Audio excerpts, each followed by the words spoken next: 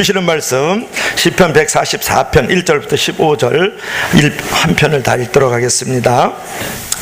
아마 이 세상에서 아브라함 링컨처럼 실패를 많이 경험한 사람이 없을 것이다 그렇게 봐요.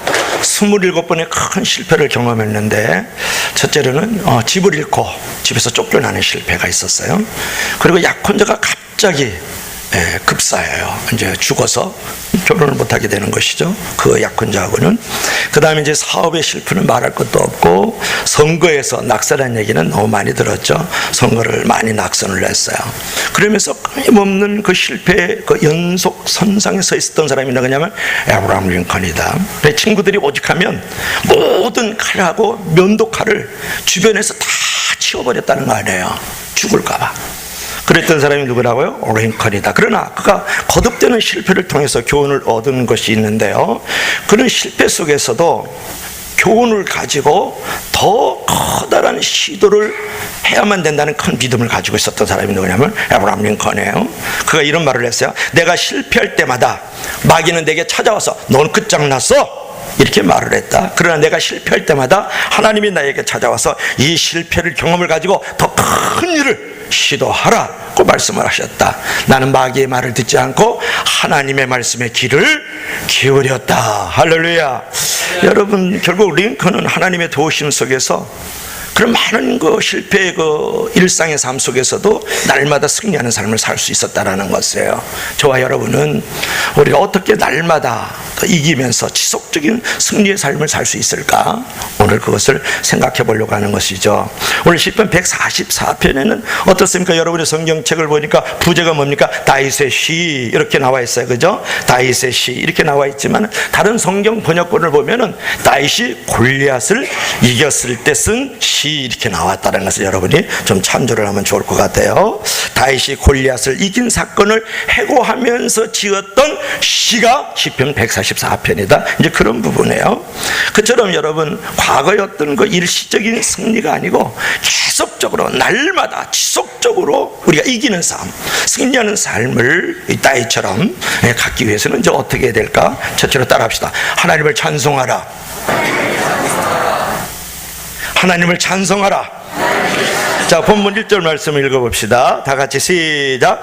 나의 반석이신 여호와를 찬송하리로다. 그가 내 손을 가르쳐 싸우게 하시고 손가락을 가르쳐 전쟁하게 하시는도다. 할렐루야. 이 구절에서 내 손을 가르쳐 싸우게 하시고 손가락을 가르쳐 전쟁하게 하신다라는 그런 아주 재미있는 표현이 있죠. 그러니까 전쟁에서 이기도록 칼하고 활을 잘 쓰는 법을 이제 가르친다. 누가? 하나님이. 그런 말씀이에요. 조금 더 우리가 깊이 얘기하면 모든 전쟁에서 이기도록 전략을 잘 세우도록 만들어주시는 그 하나님을 찬송하라, 그런 얘기예요. 더 나아가서 여러분이 이제 다윗이 골리앗을 때려 눕혔던 일들 잘 알지 않습니까? 이제 물맷돌 5개를 딱 쥐고 하나를 이제 물매에다 돌려가지고, 그죠? 손이 돌리잖아요. 그래서 손을 돌리고 손가락을 딱 펴서 던졌을 때에 그 물맷돌이 정확하게 골리앗의 요 이마에 딱 박혀가지고 5개도 다 사용 안 했죠. 그거 하나 사용해서 그 3m의 거구가 쿵하고 쓰러져서 죽는단 말이죠. 물매를 손으로 능숙하게 다루는 기술을 가르쳐 주었던 그 하나님이 어떤 하나님이냐를 표현하고 있는 것을 우리가 볼 수가 있는 것이죠. 이제 다윗은 이제 왕이 된 후에도 전쟁에서 연정연승을 하면서 통일 왕국의 대업을 이루어 나가고요. 그때가 가장 영토가 넓었어요. 뭐 아람이라든지 모압이라든지 암몬이라든지 블레셋이라든지 아멜락을 쳐서 이겼고, 에돔을 정벌해 주변의 많은 나라들이 이스라엘에게 조공을 바쳤다. 이제 그런 부분이죠. 사무엘 8장 14절에 보면은 다윗이 어디로 가든지 여호와께서 이기게 하셨다, 그렇게 말씀이 나와요. 여러분, 다윗은 모든 승리와 성공과 강성함이 누구로부터? 하나님의 은혜의 도우심으로 말미암아 온 것을 믿고 반석 되신 하나님을 찬송하겠다, 이렇게 고백하고 있는 것을 볼 수 있어요. 여러분, 다윗이 날마다 지속적으로 승리하는 삶을 살기 위해서 무엇을 했나요? 반석 되신 하나님을 찬송했다, 그런 부분이에요. 여러분, 다윗은 항상 찬송을 했는데 시편 63편 4절을 보면 여러분이 잘 아는 그런 기절이 하나 있는데요. 이러므로 나의 평생의 중에 주를 송축하고 주의 이름으로 말미암아 나의 손을 들리다. 그런 유명한 말씀을 하세요. 그러니까 다윗은 항상 찬송을 했다, 그런 말이에요. 손을 들고 찬송하겠다라는 말은 뭐냐면 하나님께 항복하겠다는 의미도 있지만은 이제 하나님을 높인다는 그런 의미를 갖고 있는 거예요. 이번에 우리 정교인 수련해가지고 제 오른쪽 팔이 탈골된 줄로 믿을 수 있길 바랍니다. 하도 뛰어가지고 심장이 아직도 이렇게 두근두근거려. 너무 많이 뛰어가지고요. 자, 늙은 줄로 믿을 수 있길 바랍니다. 그러니까 하나님을 찬송할 때 우리가 손을 든다는 것은 열정적으로 찬송한다는 의미도 있지만은 하나님 앞에 일종의 행동의 언어인 것이에요. 행동의 언어. 다윗은 평생 동안 열정적으로 손을 들고 하나님을 찬송하겠다, 하나님 앞에 항복하기도 하고 하나님을 높이겠다라는 고백이 찬송을 통해서 나타났다, 그런 부분이죠. 여러분 푸른 하늘을 보면은 엄마 그러면 애기구리들이 이렇게 둥실둥실 흘러가잖아요, 그죠? 꽃들이 보면 요새 여름이면 더 하죠. 꽃들이 그냥 쫙, 그죠? 빵긋빵긋 아주, 그죠? 웃고 있는 모습을 보고, 또 새들이 뭐 까마귀는 까막까막, 까치는 까치까치 이러면서, 독수리는 똑수리 이러면서, 그죠? 갈매기는 갈매갈매 그러면서 많이 울잖아요. 노래하잖아요. 우는 게 아니야, 노래하는 거죠. 우리 아버지는 항상 운다 그래요. 아침에 우는 새는 님이 그리워 울고, 저녁에 아침에 우는 새는 배가 고파서 울고, 저녁에 우는 새는 님이 그리워서 운다. 아침에 우는 새는 하나님을 찬양하면서 노래하는 건데, 그래서 새들이 이렇게 노래를 하잖아요. 그러니까 흘러가는 구름이라든지 꽃이 활짝 이렇게 만개해서 펴 있다든지 새들이 이렇게 노래하는 것은 우리들에게 커다란 즐거움을 주잖아요, 그죠? 기쁨을 줘요. 그러면 하나님께서 우리가 찬송하는 그 모습과 찬송하는 소리를 듣고 하나님께서도 기쁘고 즐거워하실 줄로 믿을 수 있기를 바랍니다. 그런 의미에서 우리가 헌신적인 섬김이라든지 향기로운 기도도 찬송인 줄로 믿을 수 있기를 바랍니다. 그래서 우리가 하나님의 이름은요, 항상 찬송하는 사람을 통해서 가장 높여지고 항상 찬송하는 사람들을 가장 사랑한다는 것을 알아야 돼요. 결국 가장 복된 사람은 어떤 사람이냐? 하나님을 찬송하는 사람이다, 그런 말이에요.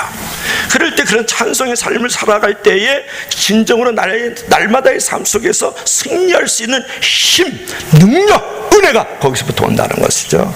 여러분 살다 보면은 끊임없이 기도의 제목들이 많잖아요. 뭐 자식의 문제, 뭐 돈의 문제, 뭐 정치의 문제, 이런 것들이 끊임없이 우리에게 찾아오지만 그런 어떤 고난의 파도를 헤쳐가는 것을 이제 우리가 힘들게 생각하지 말고 그 고난의 파도를 오히려 이렇게 즐겁게 파도 타기를 할 줄 알아야 돼요. 여러분 이렇게 파도가 있으면 그걸 서핑이라 그러나요? 어떤 이렇게 그 파도를 이렇게 막 타고 다니는 사람들 있지 않습니까? 같은 파도지만 어떤 사람은 그 파도에 엄몰돼서 상처를 받는 사람이 있고 어떤 사람은 그 파도를 타고 인생을 즐겁게 살아가는 사람도 있다고요.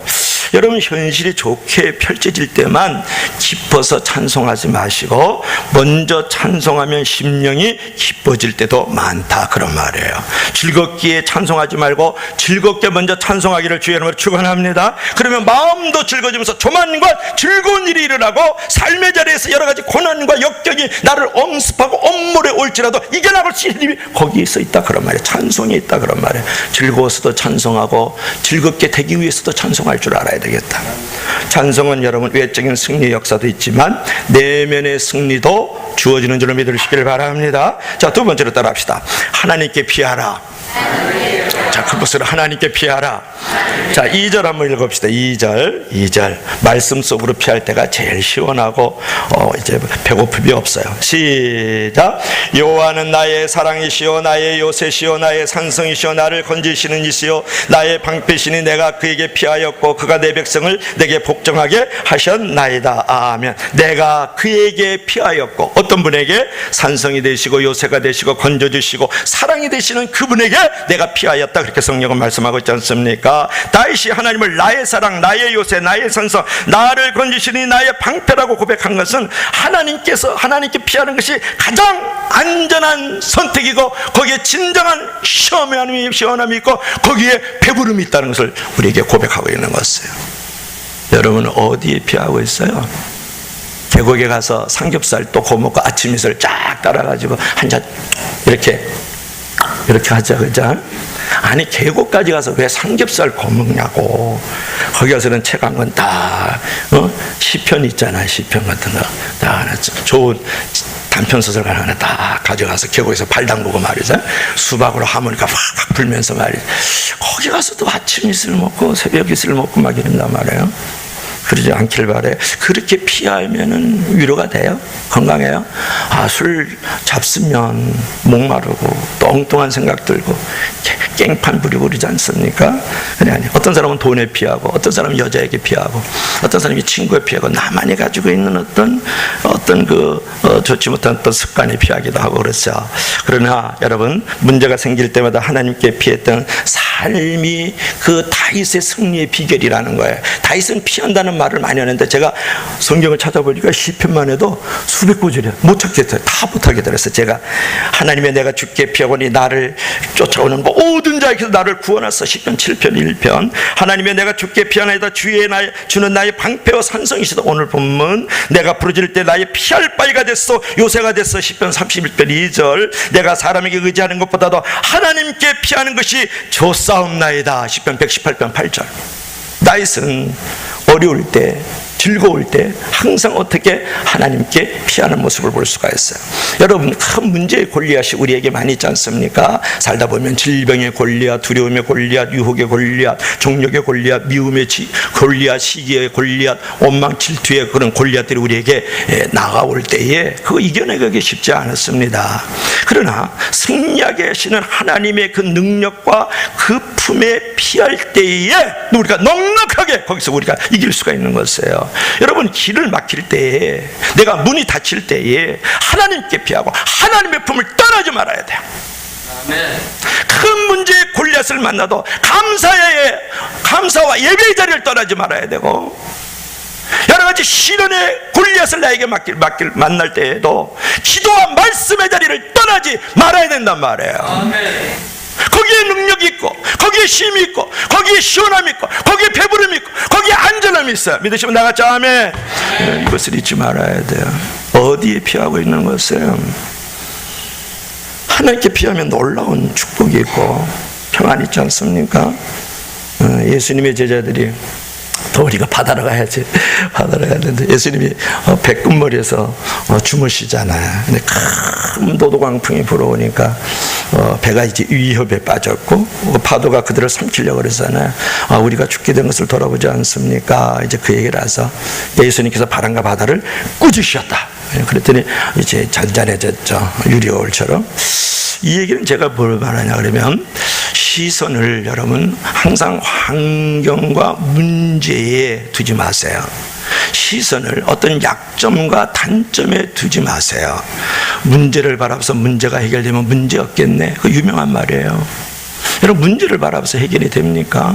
안 되는 것은, 우리 꼬맹이들을 보면, 우리 다니엘 이렇게 이제 꼬맹이 있습니다. 제가 3만 원 낼 줄로 믿습니다. 할렐루야. 오늘 경찬팀에게 3만 원이야. 그렇게 다른 데는 안 줘. 그래가지고 이제 그래 하는데, 그 녀석은 보면은 엄마 품에 안길 때 늘 편안해요. 자유로워요. 무엇이 있다 할지라도. 우리가 여러분들이 이렇게 보면 환경 여러 가지 우겨쌈을 당하고 문제가 나에게 시련이 닥쳐오기도 하고 어떤 약함과 또는 어떤 단점들이 사람과 사건을 통해서 계속해서 나에게 밀려올 때에 나의 시선이 어디 있느냐가 바로 내가 피하는 곳이에요. 그렇잖아. 피하는 곳을 찾지 않습니까? 여러분, 인생의 풍파가 심할수록 하나님이 함께하는 성도라는 그런 배를 하나님께서는 이제 파도가 뒤집히지를 못하는 것이에요. 어려울수록 더욱더 하나님을 바라보면서 하나님의 품에 의지하고 하나님께 피할 수 있기를 주 이름으로 축원합니다. 자녀들이 엄마의 품에 피해 있을 때, 그 품에 앉아 있을 때가 안전하잖아. 든든하잖아. 누구도 그거를 해코지할 수가 없잖아요. 그런 것이에요. 하나님께 피하는 자가 바로 날마다 승리하는 삶이 되는 줄로 믿습니다. 자, 따라합시다. 하나님께 기도하라. 자, 오늘 3절 말씀 찬송도 있는 내용인데요. 3절 한번 읽어봐요. 다 같이 시작. 여호와여, 사람이 무엇이기에 주께서 그를 알아주시며 인생이 무엇이기에 그를 생각하시나이까. 이 고백은 아무것도 아닌 사람을 알아주시는 하나님의 그 크신 은혜, 그 감격을 지금 고백하고 있는 것이거든요. 그러면서 그 크신 은혜와 자비를 이렇게 그 질문 형식으로 고백하고 있는 그 다윗을 볼 수가 있어요. 사람은요, 어떤 존재입니까? 사람은요 헛것과 같다, 그렇게 4절에 말씀하고 계속 보세요. 사람은 헛것 같고, 그 다음에 뭐라 했어요? 그림자 같다, 그렇게 말씀했죠. 참 그런 것 같아. 있던 사람들이 없어지는 거 보면 신기하고, 내가 가졌던 것들이 다 바람에 겨날려같이 날아가는 거 보면 다 헛것인 것이에요. 그런데 그처럼 허무하고 그처럼 유한한 인간이 있지만 하나님이 알아야 주시고 생각해 주시면 누구보다 복된 존재가 됩니다. 사람은 약해도 기도하는 사람은 강한 줄로 믿을 수 있기를 바랍니다.